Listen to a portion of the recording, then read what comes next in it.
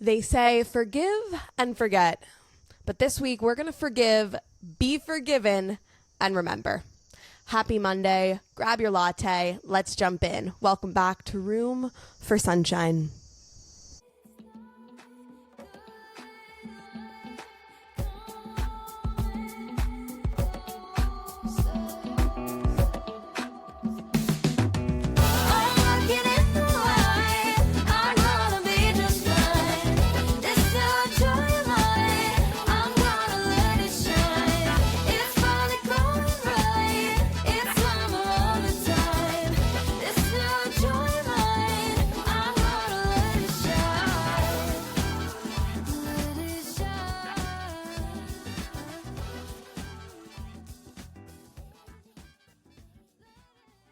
So forgiveness is, something you have to experience, I think, in order to fully understand. To forgive somebody and to ask for forgiveness is a process that takes a lot of courage and also is high risk but high reward. And I'm just going to jump in with a little story. A story about before I moved to Bali, I had a lot of things that fell out of place. My job, my family, friends, apartment, like all of the things that are supposed to be like in check, in balance in order for one to be a happy person were very much not in check, not in balance. And I had a big falling out with a friend, and it was a falling out that crippled me, to be honest. It was a falling out where I was so heartbroken by the falling out, but I was trying to pretend that I wasn't. And this is something that I think is so common, especially with friends of a long time. As we grow up, as we shift through different phases of our lives, we're not always in alignment. And that's just the reality of being a human being. You grow apart from people. But something that we also do, at least I always did, that I think is really toxic, is we pretend that we're okay and we pretend that the thing isn't affecting us. So I remember after she and I had this huge falling out, I did all of this work, I went to therapy, I did the things, and then I was like, I'm good. I've cleared it. I feel better. I'm better off without her. She's better off without me. That's the end of it. End of story. And deep down, deep down, there was a part of me that wasn't okay. There was a part of me that, was using the hype people around me who are like, she doesn't deserve your friendship. And, my own inner hype person that's like, you did nothing wrong. Like, just shut that out forever. Shut that door forever. But the heart is a very multi-dimensional, multi-layered space. It's a space that feels a lot, and it's a space that you can tell it how to feel, but it's not going to feel the way your brain wants it to feel. It's going to feel how it wants to feel. It's got a life and a mind of its own. So I was in Bali, and I was really deep in a self-work process and journey. And so I was in this 2-day immersion with this really beautiful mentor, teacher, guru human, and he shared something about forgiveness that has stuck with me ever since I heard it. And that is that oftentimes we want to forgive. We want someone to come running to us asking for forgiveness, but we never want to do the same. So when a situation happens with two people, the natural reaction is they should be apologizing to me. And then we wait on that apology. Whether or not that apology ever comes, we just wait on it and we go, I'm not going to be the first one. They need to be the first one. They messed up. They need to fix this. And I love my friends. I love my friends. However, there are times when people can be really supportive of the right thing, and there can also be times when people are really supportive potentially of not the right thing, just because they're not you and they don't know what my heart's feeling. So when I had all these people around me saying, don't be the one to fix this situation, in my head, I was like, okay, I can't be the one to fix. And then after a few months of living in Bali and doing all of this work on myself and all of this self-reflection, I had this morning where I just woke up with some deep sadness that I was like, I don't know why this is here. Like, I'm in Bali, the sun is shining, the birds are singing, I'm doing yoga every day. I feel so happy and healthy and all of these things are so good. Like, what caused this?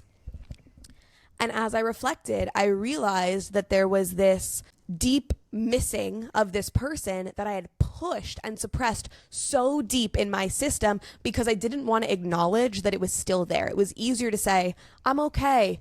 No, we're good. We've just gone our separate ways. But we had never cleared the air, and we had never spoken about the incident since it had happened. And in my heart, I was like, that's horrible. That's wrong. Like, why are we not talking after 15 years of friendship? That's nuts. And so I literally called her up in that moment, and I asked for forgiveness. And I asked for forgiveness, not hoping that she would ask for forgiveness in return, but because I needed that to be cleared on my end. I wanted her to know that I was sorry for whatever my role in that situation was. And asking for forgiveness is so powerful. Whether you believe that you should be asking for it or not, the feeling of clearing something off your chest, your load off, is truly, truly life-changing, because all of a sudden this, call it resentment that I was feeling, all of a sudden just went away. And of course, what followed was her doing the same and saying, and I'm sorry, and can you forgive me? And it ended up being one of the most beautiful and healing phone calls I've potentially ever had. But I didn't go in expecting an apology. I went in saying, I need to share that my heart is hurt. And the easiest way to do that is to ask for forgiveness.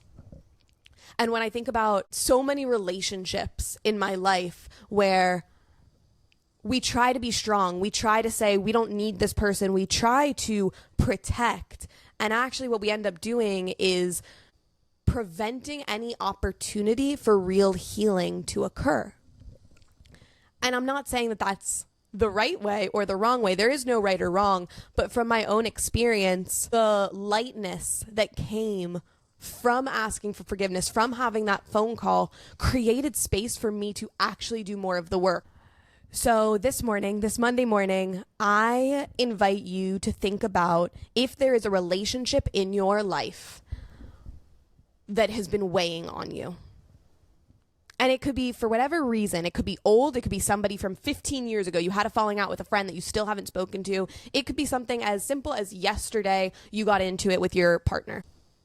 And I invite you to just reflect on, is this incident causing me any pain?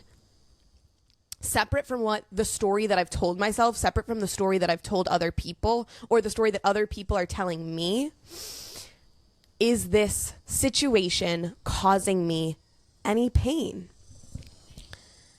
And then you can decide, do I want to do something about it?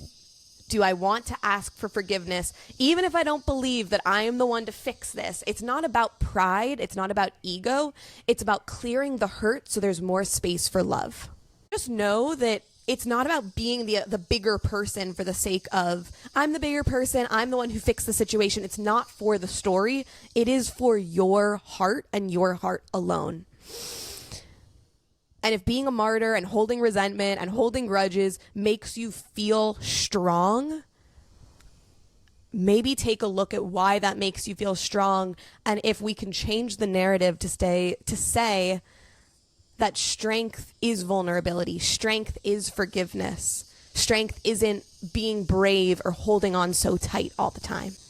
So this Monday morning, we are forgiving and not forgetting, because why would we forget these things that happened? They're part of our life experience. They're part of our life story. They've happened. We can't change them. So let's do them and remember that we did them and use them as ways to do more, do better, be better tomorrow and the day after that and the day after that. So that is it this Monday morning. I hope you find something useful, something you can hold on to here. If you don't have anyone to forgive or ask forgiveness for, maybe you just need to forgive yourself for something. Maybe you need to ask forgiveness to yourself for some way that you wronged or hurt yourself recently. Just some food for thought. Thank you all so much for tuning in. Have an amazing Monday, and I'll see you back here Thursday. That's it on Room for Sunshine.